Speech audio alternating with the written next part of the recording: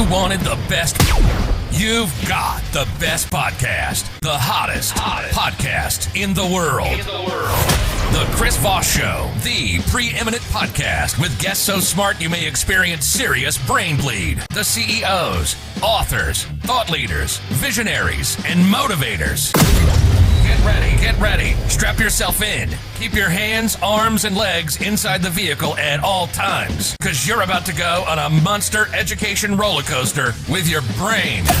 Now, here's your host, Chris Voss. Hey folks, Chris Voss here from thechrisvossshow.com. There you go, ladies and gentlemen. There are these things that makes official. Welcome to the Chris Voss Show. I am the voice of Chris Voss, as it were. You may know that after 16 years and 2,300 episodes and all the amazing guests we bring on the show. Today we have another amazing young man we're going to be talking to. But in the meantime, we have to extort you to go to goodreads.com/Chris Voss for your family and friends. Remember, you have to have 5 people in your downline. No, you don't. Go to youtube.com/Chris Voss, linkedin.com/Chris Voss 1 on the TikTok. It's a crazy place to the internet.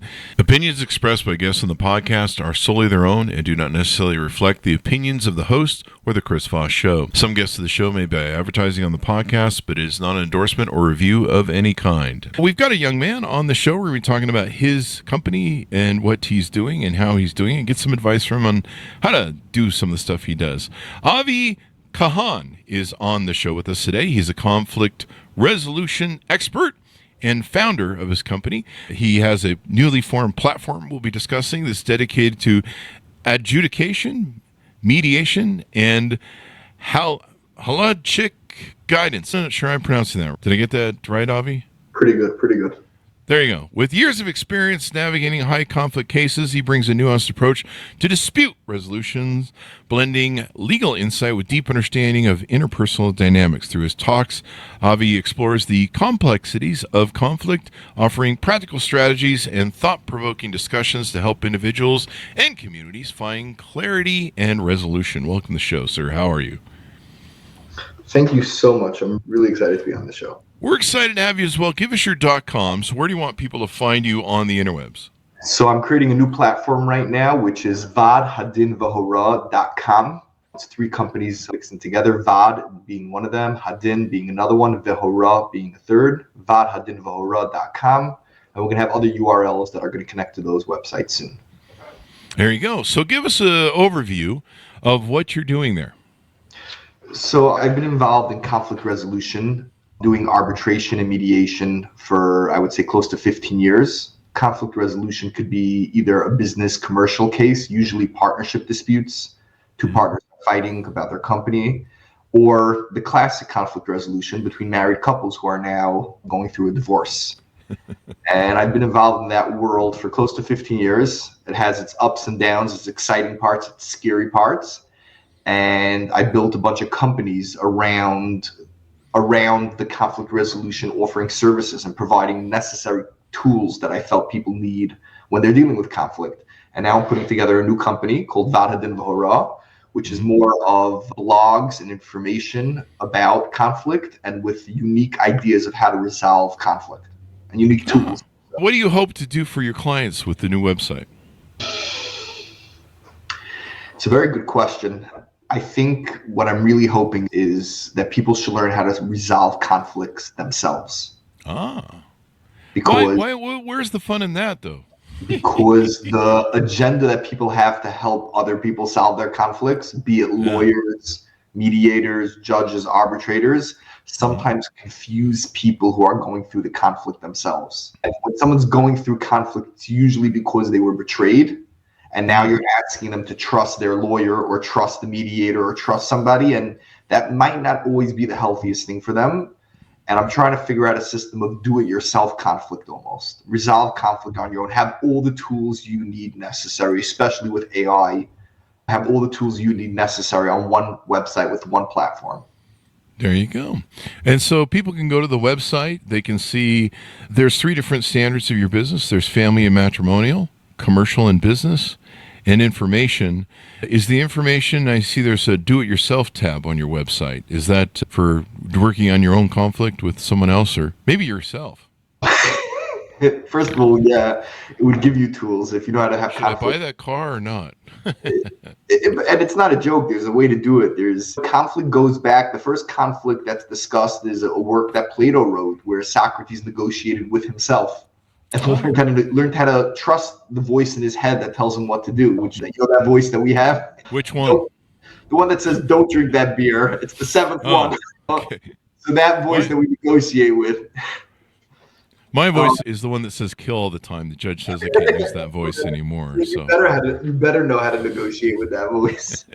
So that conflict with somebody else is just like having conflict with yourself. But the do-it-yourself is an AI system, and I think I'm going to be able to create an AI system that will help people navigate with conflict when they're having conflict with other people. Instead of just relying on a lawyer or a mediator or a judge, you could actually rely on your own intuition a little bit. Yeah, rely on your own intuition a bit. I think you're right. A lot of people, we need to get better at conflict resolution and sometimes just talking to other people. In my gaming community recently, there was an issue where a bunch of people made some assumptions about someone doing things and created a narrative that they believed. And when really they could have just called up the person and said, "Hey, are you doing what we are paranoid you're doing, or are you not doing that?"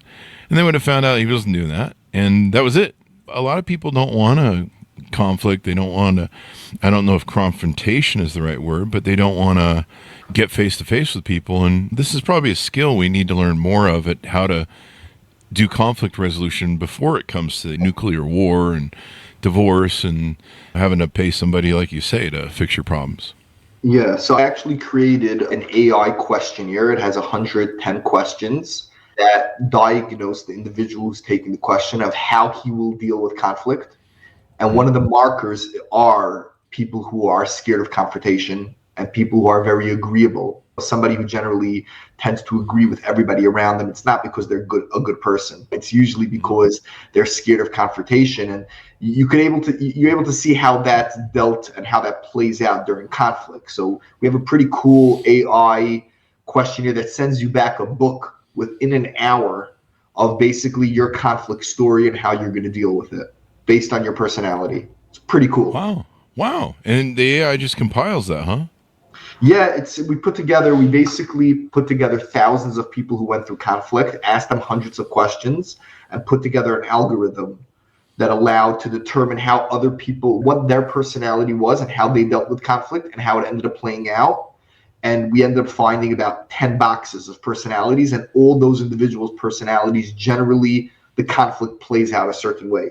Like somebody who's very agreeable is going to end up losing in court, is going to end up losing in arbitration because they're not going to want to deal with the confrontation. And every day they go to court, they can have crazy anxiety, especially if they suffer from neuroticism, which is very sensitive to negative emotion. So they're not going to be able to deal with their anxiety. Like there's an algorithm to figure out how you're going to deal with your problem in court.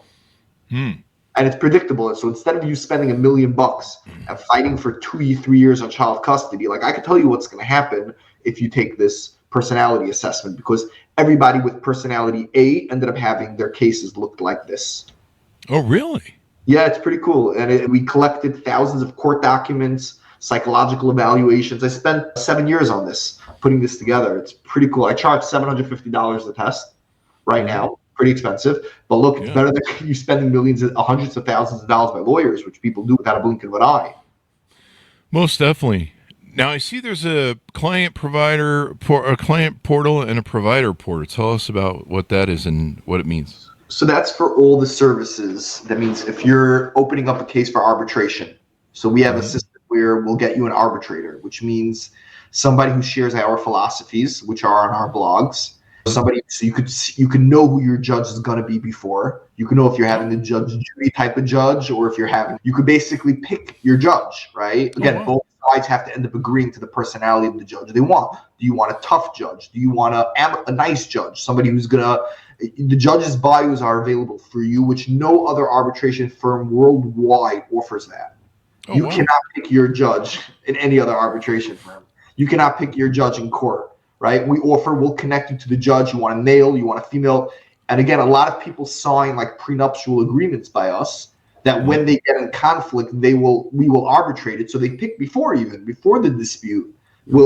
we have a client portal and a provider portal, which is for our staff members to go in. It's actually in the middle of being updated right now. I used to have it on a different website. And it's like you go onto the website, you open up a case, you put in your username, your password, you'll have all your information.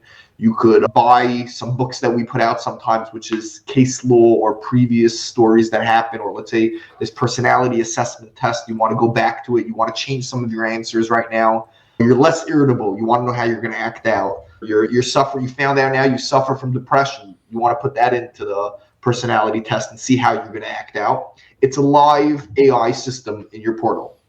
Wow.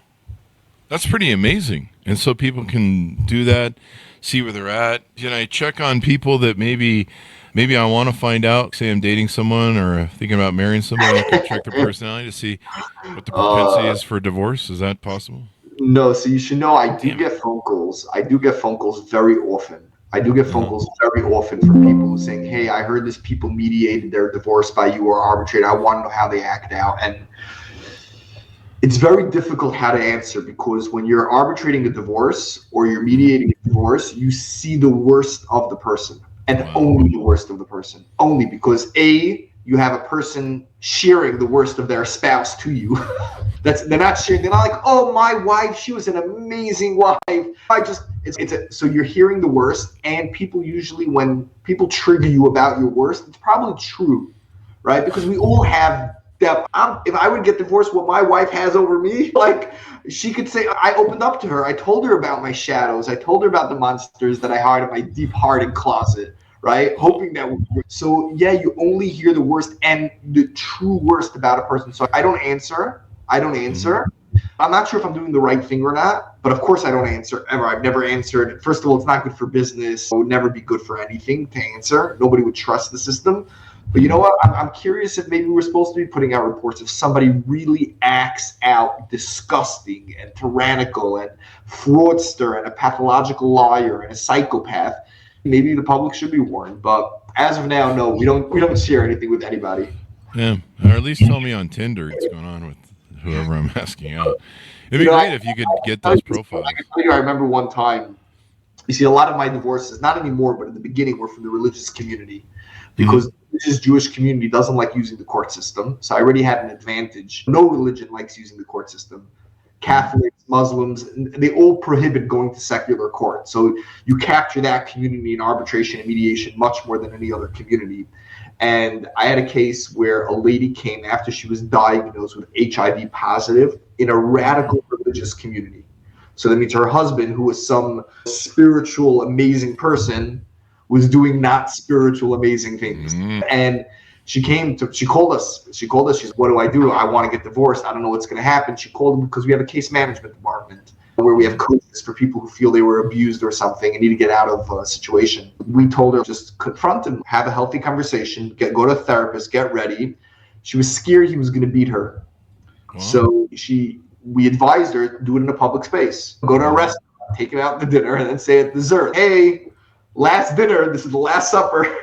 Like okay, so that's what she did. And he actually called us that night and said, hey, I know what I did. I know what's going on. Let's just mediate this. Let's just end this. I don't want my kids to find out. And they started mediating it, but it was like an emergency mediation. They never really work. I got them 2 mediators, but it wasn't really working. And at 12 o'clock at night, the husband decided, you know what, he's going back home. He's going to think about it overnight. And the woman, of course, didn't want to go back home. She booked into a hotel. And the next morning I get a phone call from his rabbi, who was like his leader, who says, how dare you just take a couple divorce, you don't tell them to go work on their marriage. And I couldn't share that he just gave her HIV. That's not what I'm going to go tell this woman to go. But I couldn't share that because they could sue me or they could say it. I'm like, yeah, I guess I'm a bad person. And I just hung up the phone. You get to know a lot of stuff when you deal in the position, a lot of people's secrets, a lot of people's monsters, but you can't share them ever to the public. Even if people are judging you, and I have people who came out, I've dealt with divorces that people didn't know why I gave certain rulings, and they attacked me publicly for my rulings. Wow. Publicly, and I can't defend myself because I'm sharing privileged information. Yeah, that's wild, dude. Yeah, I got protest outside my house a few times. Seriously? I promise you, yeah. Yeah, I ruled on a case one time, and I ruled against the guy in that case, and he was so upset, and he was like one of these psychopaths. And he like was standing outside my house with a sign.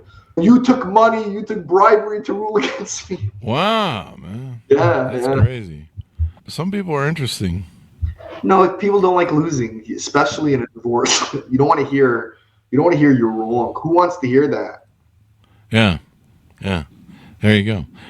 What got you into this legal end of the business and stuff? Tell us about your life, how you grew up, and what influenced you to get into this. I grew up in an Orthodox Jewish family in New York. Mm-hmm. I went to schools that's I'm sorry. I went to schools that's something stuck in my throat.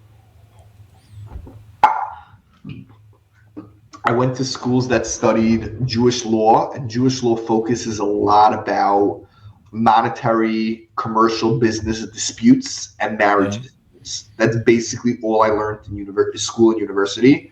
I would say starting at 5 a.m. in the morning. I used to get up to start studying with different partners. I remember starting when I was in 9th grade, starting 5 a.m. studying interest laws with my father. Every morning he used to come to my school. We used to study together for an hour and a half. Every morning, all the laws about the Jewish theology and philosophy behind interest.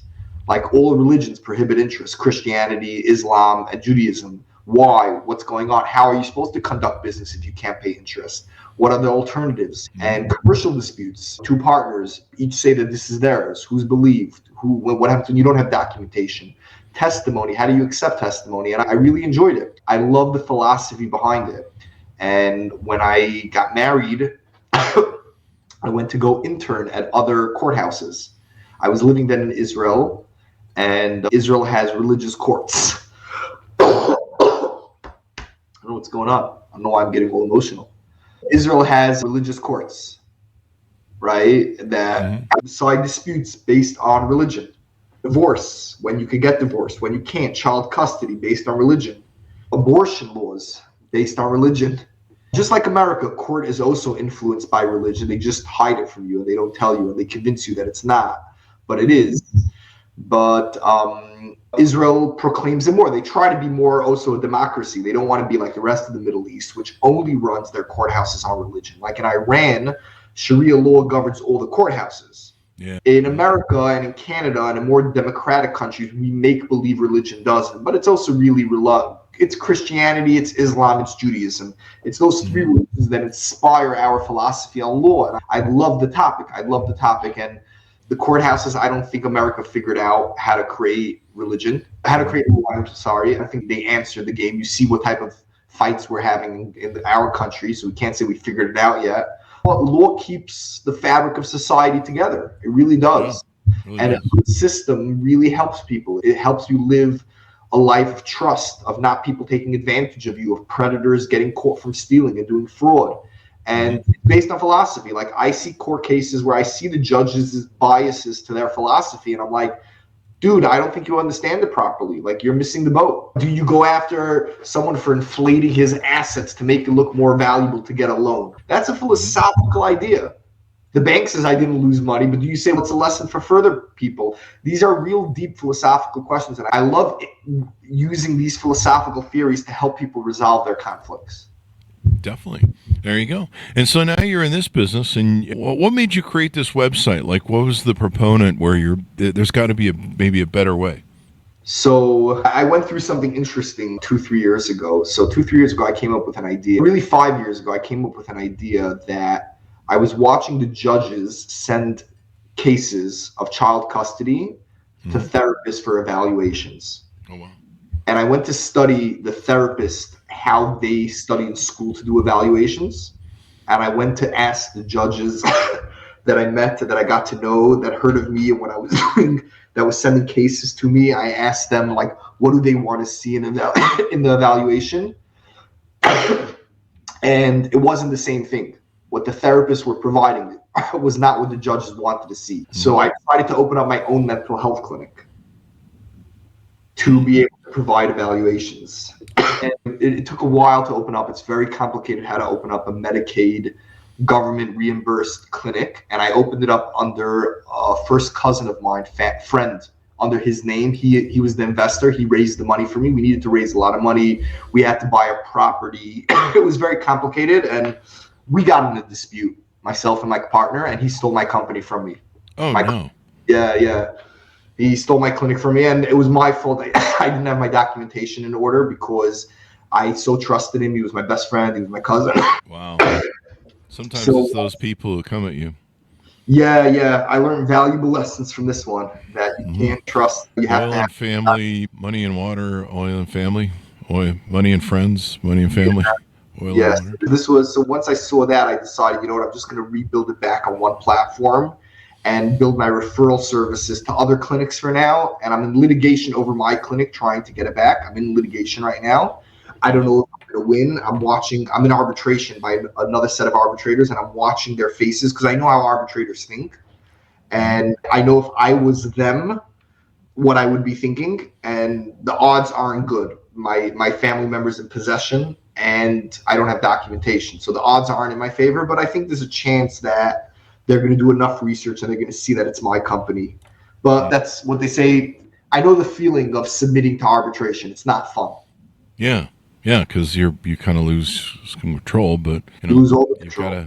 You gotta have somebody who can maybe set things right. So there you go. You're trusting a human to. People don't understand this about arbitration or court. People don't understand that when a judge hears a story, the perspective that the judge is gonna base their ruling on is not your story or the other person's story. It's the judge's new version that they just created in their head, and nobody understand that it's not your perspective or the other person's perspective that is going to win. It's whatever is going to go through the judge. You got to know the judge. Part of our AI system we're building right now, you can actually put the judge's name in, and it will search all the judge's previous cases and tell you how the judge ruled. Oh, wow. Yeah. It's going to take another 6 months, but we already got the whole New York. We got the whole New Jersey. We got about 30 states of case law that we collected from all the websites online, and under the judges' names. It's been a lot of work. We have close to 700 judges right now in all their cases. Oh, wow. The judges are going to flip out when they see it. They're going to get very upset, but I'm waiting. Challenge accepted. This stuff should be public knowledge.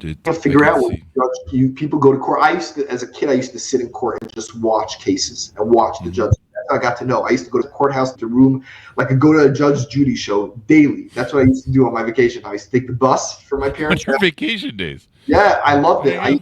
At 13 years old, I used to take the bus from my parents' house and stopped right outside the courthouse. And court is open. It's free. I loved it. It was live Judge Judy. Yeah. You learn a lot from doing that, don't you? I learned everything just from watching the judge. Nobody could, people tell me, I'm going to fight like this. I'm like, I saw 7 such cases in front of that judge. Or, again, the judges train the next group of judges. So I know, and it's the judges' clerks who become the next group of judges also. Once you figure out, there are like 10 personalities of judges. Once you can put them in a box, you can know what they're. Yeah, I put it together. Wow. We put them together. Wow.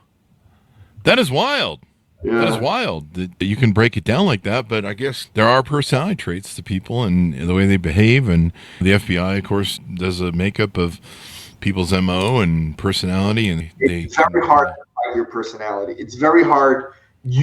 Based on your personality. That's how you perceive stuff. So if you're asking the judge how the judge is going to perceive your story, they're perceiving it based on their sunglasses, which is their persona, which is their personality. Yeah. That'd be interesting. I'd love to have this for dating. Is there any way you can incorporate a version of this for dating? No, joke, by the way. Everyone has to fill out their personality thing so I can find out who the flip outs are. No, you're not going to find out who the flip outs are. You're going to find out how compatible you are to the person. Oh, compatible. Yeah. You're just as crazy as the person you're dating. That's what I want to do. I want to find out how crazy they are. So that's good. Oh, yeah. Fuck around, find out. What are you going to do? Yeah, you know what? Live your life like that, you end up in my office. That's true. I've known a lot of dudes who've ended up that way from living that life that way. I think we're hitting 67% by heterosexual marriages are at 67%. Is it 67% for first marriage divorce now? You should know what's crazy. Straight marriages are at like 67. Gay marriages, man to man, is at like 33. Lesbian marriages are the worst. Are the high 80s%. Yeah. It's not because it doesn't mean anything against women. It's just that women are more sensitive to negative emotion. So women trigger divorces more than men. 90% of divorces are triggered by women. Not women are at fault. Sometimes the man makes her open up a case, but it's always opened by the woman. I can tell you, all our cases, 90% are opened up by women, or 95%. Wow. Yeah. It's good to get that confirmation. You see as high as 95%. Wow. Yeah, I'll tell you the truth. Really, it's almost 99. Why do you think that is? Do you have any thoughts on that or ideas? Men don't need to get divorced. Think about it. For thousands and thousands of years, men married 3-4 women. They never got divorced, right? They just added another wife. Yeah. It only started in Jews. We stopped 100 years ago in America. Until 300-400 years ago, people were marrying 2-3 wives. In the Middle East, you met 14, 13 women they married. Yeah. They're not getting divorced. Women are the ones who've been thousands of years getting divorced and leaving. Only women got divorced. Men never got divorced for thousands of years. I would. So our DNA, it's not even our biology. It's not even set up to get divorced. We just find another wife, find another girlfriend, go cheat, go have an affair. That's what men think. Women is, no, I'm oppressed. I can't live with this. I need to be with somebody else. Women don't want to be sleeping around. Men don't want. It's a different mindset. Men are logical and reasonable. Women live on emotions, and their emotions. I've seen a lot of men act out very emotional also. Yeah, there's a lot of feminine men now, and any man who operates feminine, I just chalk him up to a woman. Yes, there's a lot. I would say every man has a dose of femininity in them. We all do. We all can sparse between it, but there is a dominant. So you're either dominantly masculine or dominantly feminine. Correct. If you're dominantly feminine, then you will have a tremendous sensitivity to negative emotion, and you will act out in a certain way. You will trigger the divorce faster. Usually you'll see it in trauma, men who have childhood trauma. In the LGBTQ world, gay men are overly sensitive, and you don't find that many divorces. Yeah, you know what's interesting is you were mentioning the high divorce rate of lesbian couples. They also have the highest domestic violence issues. And men usually don't report domestic violence, so that's a non-issue. If I reported every woman who's ever hit me, punched me, pushed me, or laid hands on me in a way that if I did her, I'd be in jail, I think all my girlfriends would have been in jail, and I've had a few. So it's funny. It's people are like, what's the problem in the whole dating and marriage thing? If women have the highest domestic violence, it might tell you where they're at. That's just my joke. So as we go out, your final thoughts, and tell people the pitch on how to reach out to you and find out more about your website. In a nutshell, my website is trying to find all information we needed to help people have tools with conflict resolution, but I need people's help. Our AI system is built by people's questions and answers that are put in. People are not happy with the answers. Our AI feels that. We ask. So I would love if people interact with us, if people read our blogs, argue with the stuff we say. We're trying to be controversial. We're trying to change the system. We're trying to have court not be a 3-year court battle. We want controversy because the system is not okay. People are not resolving conflict. Okay, I can tell you one story that you're not going to believe, and then I'll prove you it's true. I know a guy who had 2 wives years ago. 2 wives. Whatever the story, his first wife couldn't have children. She told him to get another wife, and they had a child. And then she had a child from his first wife. That's what happened, right? He had 2, and then the 2 children were not getting along. So he had 2 wives, and the 2 children were not getting along, and he decided to divorce that second wife, and also the inheritance was not clear what he left over for his child. And they ended up fighting that the families till today are killing each other physically. Jesus. And you know about it. Yeah. It's the Jewish community. It's the Jewish what? The Jewish and Muslim community. Okay. Yeah, we were brothers years ago. We were cousins thousands of years ago. We both had a father named Abraham. Abraham had 2 wives and had 2 children. And then they're fighting over the land that Abraham promised to his child, because everybody's fighting who their child is. Wow. And we're killing each other, and we're destroying each other, and people are dying. We're spending trillions of dollars. And if someone could just figure out how to resolve that conflict, think about it. I know it sounds like a joke, but think about it. And we don't have enough tools in humanity to resolve. We need arbitrators and mediators. We need presidents getting up and saying, hey, we're going to resolve this. Not how many presidents of the United States have been trying since 1960 to resolve this fight. And I still have family members friends on both sides, friends in Palestine and friends in Israel who both died in the last year because of a conflict that we can't, over a stupid piece of land that doesn't even make that much money. It's about yay big. I don't know if you're ever there. It's smaller than the whole New York. Yeah. It's like why? Because 4,000 years ago, someone got in a fight and they couldn't resolve it. Yeah.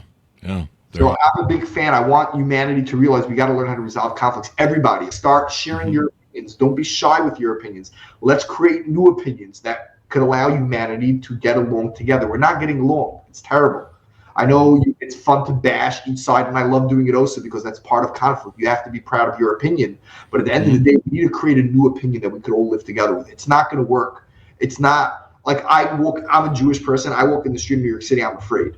Wow. It's not normal. It's not. And I have friends in other communities also who are also afraid. They claim they're afraid of people from my community. So let's figure this out. Let's get together on a podcast, on a show. Tell me what your beef is. No beef should be off the table. No free speech to the max. Let's figure out how to resolve. There's real conflicts out there. Abraham's children are having conflicts. We're all somehow related through there, especially if you're religious. Christianity comes from there. Islam comes from there. Judaism comes from there. Let's figure out how to solve our dispute for once and for all. Let's go learn to get along if we can, people. I don't want to get along. I want to solve. We can't. There you go. Solve. Every president try to get us to get along. I want answers.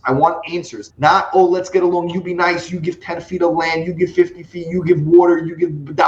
Let's figure this out. World peace. Let's set the world up. We spend trillions of dollars on Ukraine, on Russia. We don't even know what the fight is about. Let them get it on the front of a debate. Putin and Zelensky on camera, a presidential debate, and let them debate their answers and let us vote. Let's figure out a system to resolve. We spend trillions of dollars on conflict a year.